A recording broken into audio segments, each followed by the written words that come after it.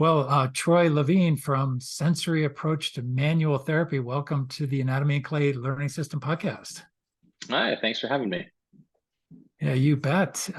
One kind of podcaster slash writer talking to another podcaster who just did an interview with Anatomy and Clay founder John Zahoric, and just Yeah, posted that interview online. So it seems like a appropriate time to catch up with you. yeah, sounds great. I'm excited. Yeah. Before we just really dive in, why don't you just kind of introduce yourself and tell us a little bit about sensory approach to manual therapy? I know you've got Colorado in your roots, and at least in your professional schooling, or not professional schooling, in your schooling, but now you make your home in Canada.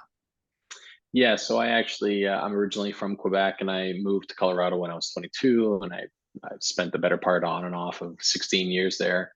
And then in 2018, my wife and I decided to move back to Quebec. But my education and my practice originally were all based in Colorado. And I spent years with an Olympic mountain bike team and a couple of road cycling programs, working on Olympic triathletes and working for professional soccer teams in Colorado. And the truth is that, Colorado high-end athletes are a dime a dozen. And not that it devalues them, but there's a large group of them there. So obviously, if you're going to work in Colorado, you're going to find yourself working on high-end athletes. Um, and for a long time, that was my practice. And then I had two little baby girls, one at a time. And when I had my first girl, I wanted to get more into pediatric care. And that changed my practice significantly. And before I went to massage therapy school, I had a lot of education in special needs. And so when I started doing treatment with pediatrics, I realized that a lot of the modalities I was doing on athletes were similar to pediatrics. It was just a different level of intensity, but the systems are relatively the same. It's just what level of influence we can manage. And so in 2018, I created the sensory approach to manual therapy, which is a course that I actually teach. I'm teaching tomorrow. I drive down to Connecticut to teach this weekend, and then in Rhode Island on Monday. It's a program that really looks at the musculoskeletal system as subservient to the sensory system. We talk about the sensory motor cortex being 2/3 sensory and 1/3 motor. So I think if the if the sensory system is so large, it takes up so much of our brain space and so much of our neurological load, shouldn't it be at the forefront of our thought process and how we treat the human body when it comes to manual therapy? And traditional manual therapy modalities tend to kind of bypass the sensory system and just think of it as something that's present, but okay, that's good to know. We're going to go to the structure. We're going to go to your biomechanical movement. We're going to go to the musculoskeletal structures because those are the most important. But the more we look at research coming out, the more we realize that the sensory system plays such an important role, not only to how we behave and how we move, but even to our daily expression of stress and comfort and discomfort. So I created this modality to really help therapists reevaluate how we think of manual therapy, that it shouldn't all be about depth and mechanics and structure, that it should be about neuroscience and the brain, and should be much more about the sensory system. Wow. Can you illustrate that? Maybe just give us an example of a situation that you might have encountered that changes how you are encouraging others to think about analyzing and think about treating these. Yeah, so a pretty common example that we see is like torticollis in kids or even in grown-ups, and neck kink. A lot of times with that neck kink, you'll come in, you can't check your blind spot, it hurts to rotate. When people get treatment, like they'll get treatment and in about, a certain period of time, the treatment will be effective and people will say, oh, my symptoms are really reduced. And then we do a couple more minutes of treatment. Even though we don't necessarily change the depth, we don't suddenly pick up a new modality, we don't go in with a new technique or things like that, and the symptoms come back. And oftentimes it's not because we've done anything too aggressive in our treatment for depth and the tissue, like we haven't gotten to an articulation, we haven't gotten to a ligament, things like that.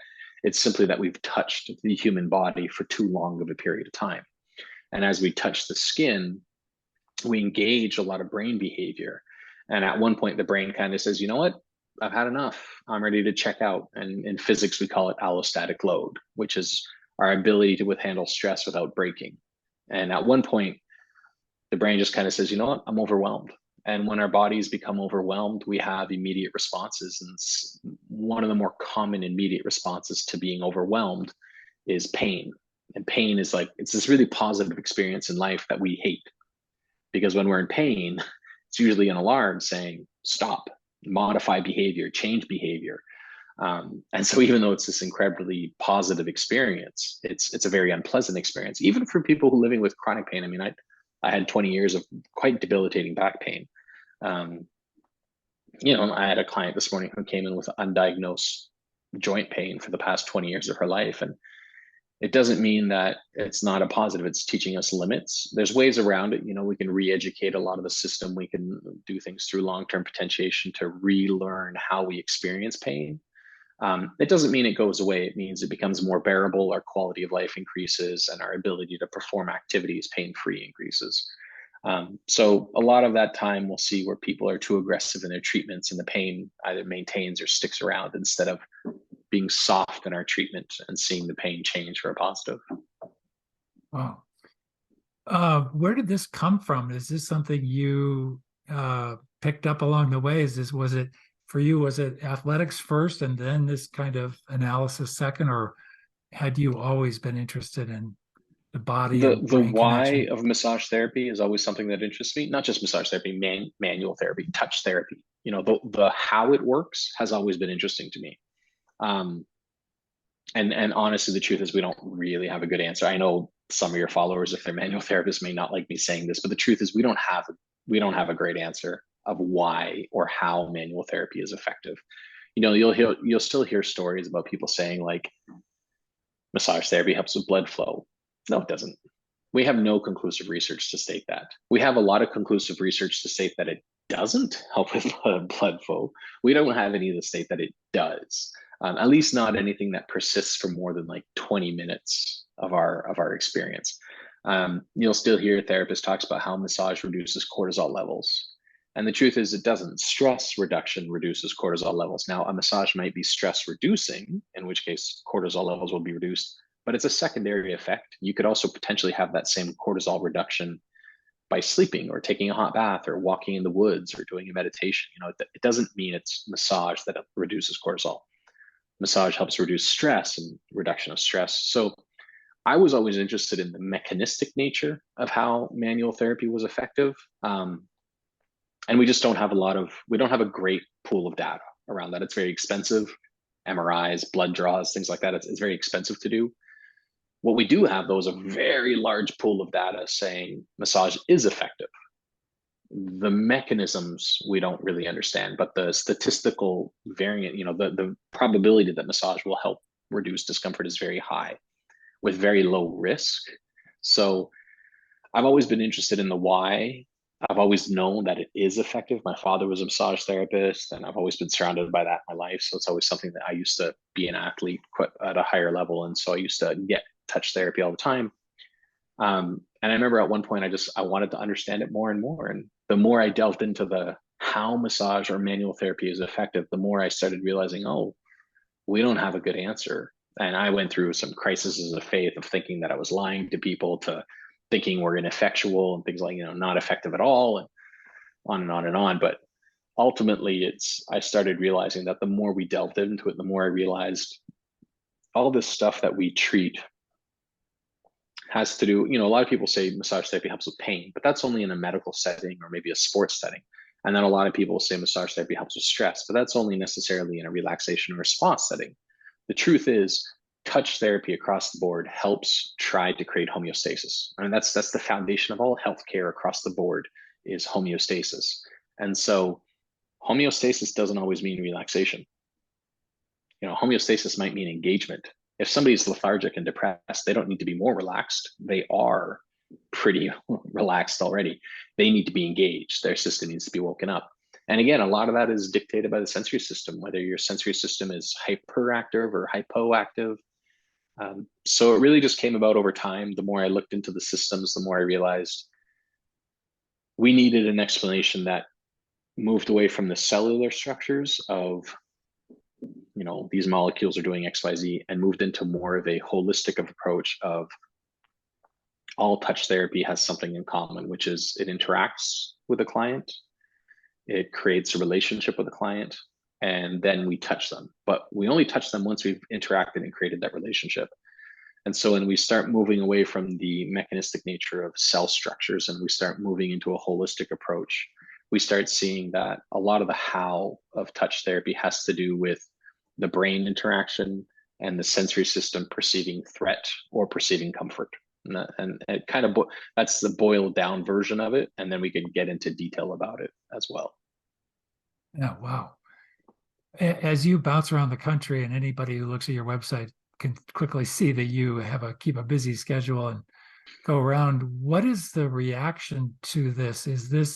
Does this kind of merge well? Is this a complementary kind of philosophy to what's currently out there, or is it really a clash? Is it more? It's a growing complement. There's a growing group of therapists who are beginning to understand more and more that what they do, their modality, their elevator pitch, their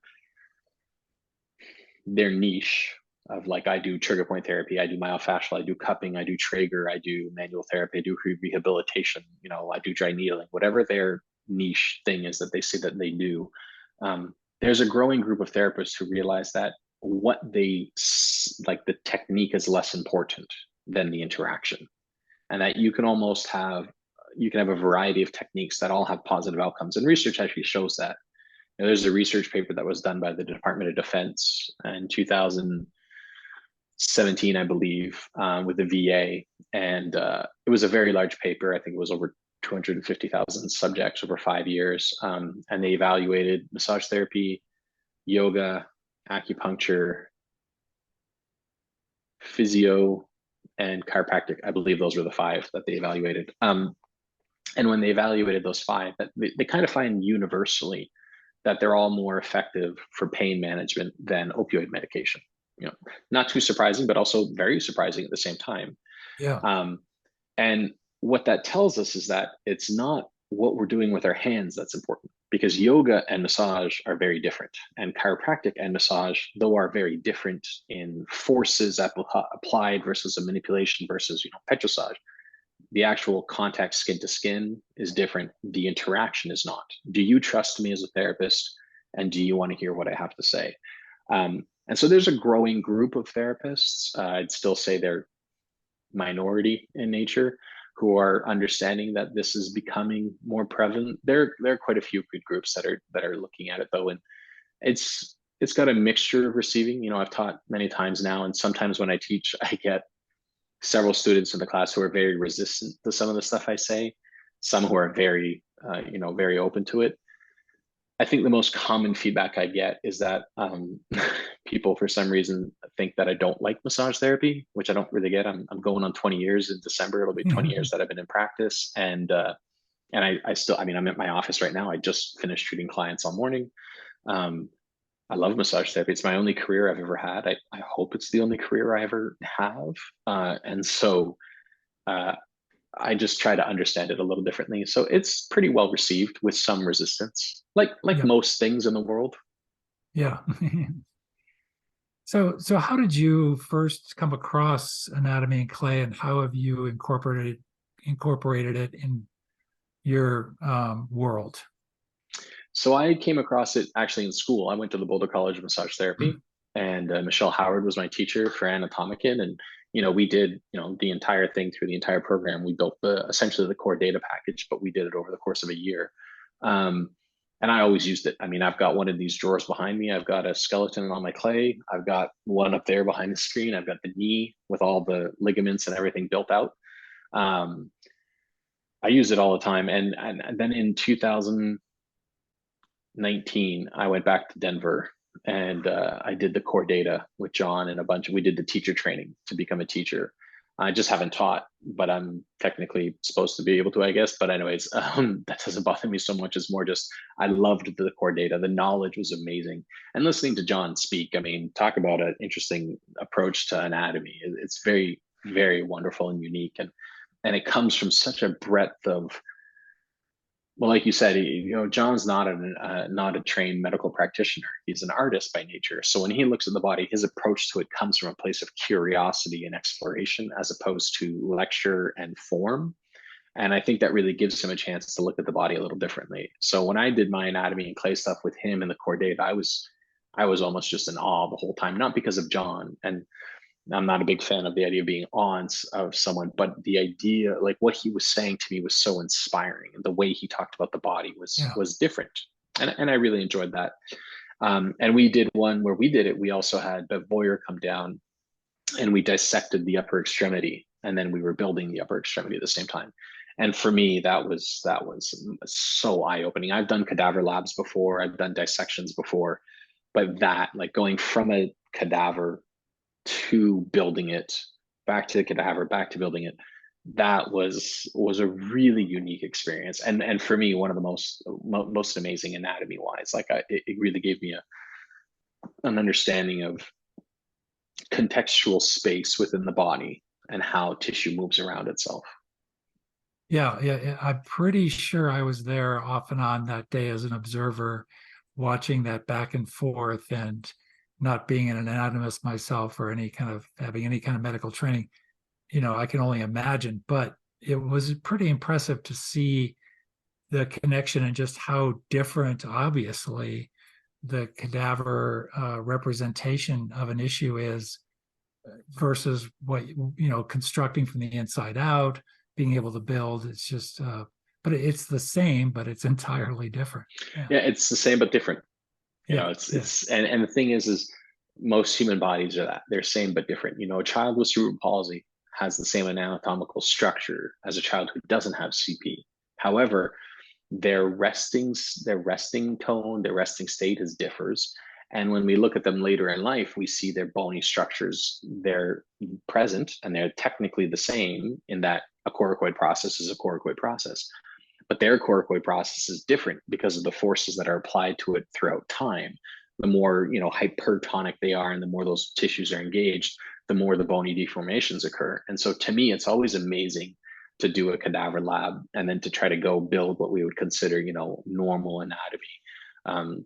That was it was, to this day, it's still one of my, that next year, the following, it was either, no, it was in 2018. The previous year, I had actually brought anatomy clay. I used to be the director of education for the Colorado American Massage Therapy Association. And we still do conventions, but when I was there, we did this one convention, and I brought anatomy clay in to teach. And I brought it in because to me, it's still one of the best ways to learn anatomy, but also to be refreshed on anatomy, because we forget that. A lot of people think the piriformis is this massive muscle. And when you do a cadaver, and then when you build it on the anatomic, you actually realize it's this tiny, tiny little muscle that is exceptionally powerful, but it's actually a quite small piece of tissue. And yet we think it's this massive thing because it takes up so much space in the glutes when it comes to disorders and dysfunction. Right. Do you use the system to illustrate situations to your clients? Do you ever? Yeah. So like every time I have a client with a knee injury, I show them the knee. I have that one. I have the ligaments. I have the meniscus built into it. And I show them that. When I have the shoulder blade tucked away, I'll do that one as well. I don't have the entire structure built out. It's on the to-do list, but it's a pretty big to-do list. Yeah. Very cool. Well, I'm just curious, when you chatted with John on your podcast about pain, did you sync up in terms of discussing that? I haven't listened to it yet, and we will encourage everybody to go on and check out that conversation. How did that go? It was John is an amazing man, but he gets distracted very easily by his own brain. Yeah. and anybody who spent any time with him knows that. And I love talking to John. I was just in Colorado on the 6th of October, and him and I spent about 4 hours together in person, just chatting and talking, and it was wonderful. And we're talking about some future projects that we're trying to pull together.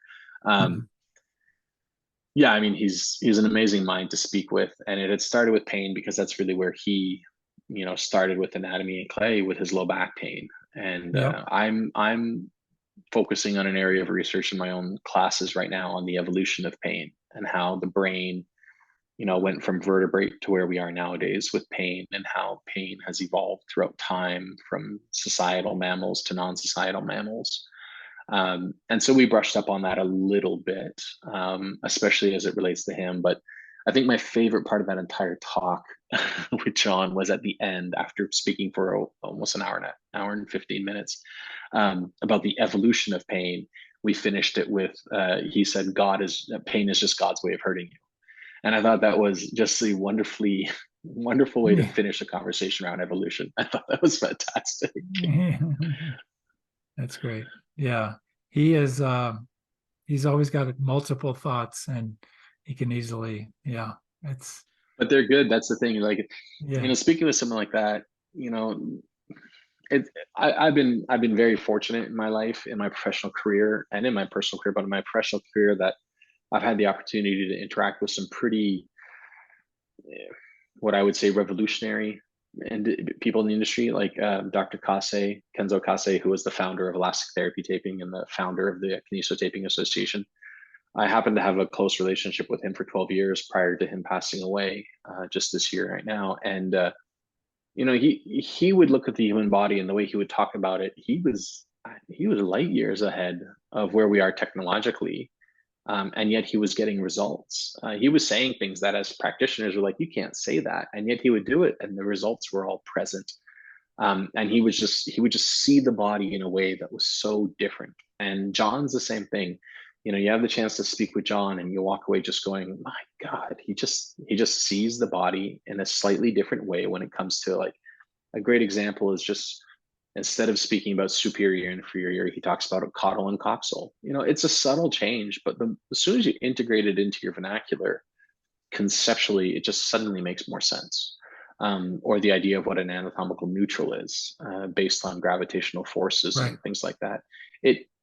It's resistant at first, but as soon as you kind of think about it for any extended period of time, you kind of say, it's kind of hard to argue against that thought process. And yeah, sure, his mind jumps from subject to subject, but that's because it's a mind that is curious and wants to go to unique places. So speaking with him it's always amazing to see where the conversation will go, because you always walk away going, I didn't think of that. Even when I was in Colorado here, it was just really impressive. Yeah, I've seen him give many workshops, and he'll be discussing the same structure, let's say a shoulder structure, and it's the same bones and muscles and ligaments and everything else, but his presentation is, the words are completely different from one day to the next, because he's recognized so many different concepts, that going back to evolution or comparative anatomy or something along those lines. So, yeah, exactly. Yeah. So what's next for you? Are you what's the plan here? You've got a lot of trips coming up and presentations around the country. So I only teach in the spring and the fall. I try to limit myself to 14 classes a year, so that I'm home in the winter so I can go skiing with my family, and I'm home in the summer so I can spend time on the lake with the family, because that's when we love it. And then spring and fall in Quebec are pretty beautiful, but pretty hard. Like right now, all the leaves are changing and it's beautiful, but activity wise, there's a few things less to do. And spring is the same thing. And the girls are in school, so I tend to travel in spring and fall.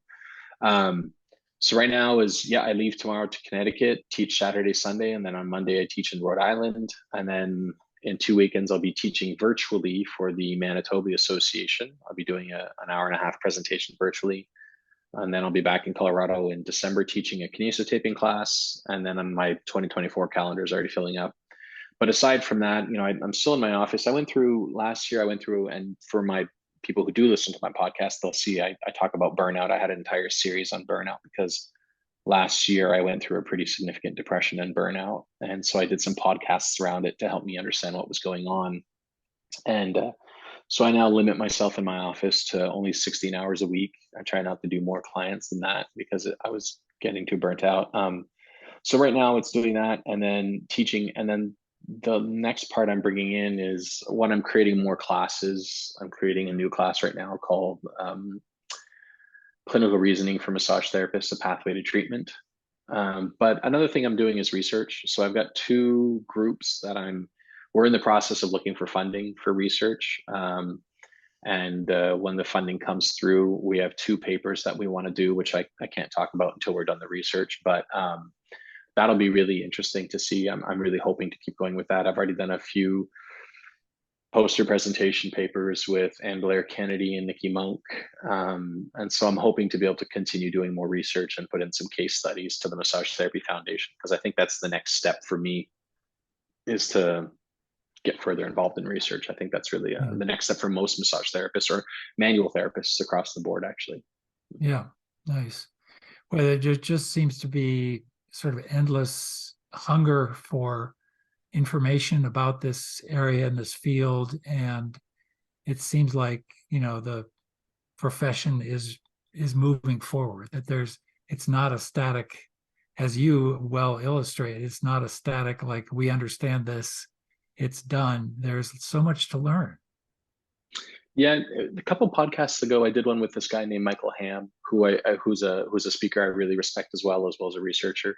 And well, he did a case study research, but he was one of the trustees on the Massage Therapy Foundation, and we were talking about, you know, conflict within healthcare, and he brought up this great point. You know, he says, like any science, there's convergent and divergent periods of time, and right now in healthcare, we've been going through this convergent period of time, and now we're starting to go into divergent. And it makes sense as we get more technology available to us. Some people start highlighting the differences between modalities and what happens in the brain versus in the tissue and where the priorities are. So everybody latches onto their own subject, and technology allows us to explore those subjects in more depth and profoundly.